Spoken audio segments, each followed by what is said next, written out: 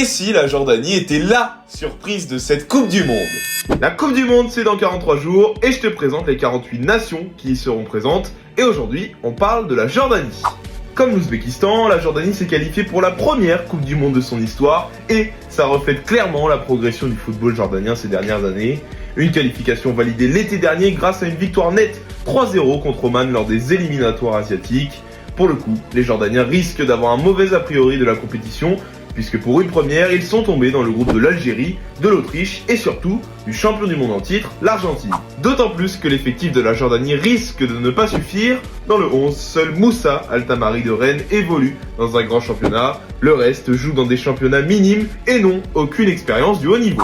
Pour vous dire, Moussa Al-Tamari est aujourd'hui estimé à 8 millions d'euros sur Transfermarkt et la seconde plus grosse valeur marchande de l'effectif est à 1,3 million d'euros et c'est Yazan Al-Naïmat, mon joueur à suivre. L'attaquant jordanien de 26 ans évolue à Al Arabi, club où joue également Marco Verratti. C'est un attaquant qui touche très peu de ballons mais il est redoutable dans la surface. Pour vous dire, alors qu'il a 2 ans de moins que Moussa Al-Tamari, il a déjà inscrit plus de buts avec la sélection que l'attaquant rennais.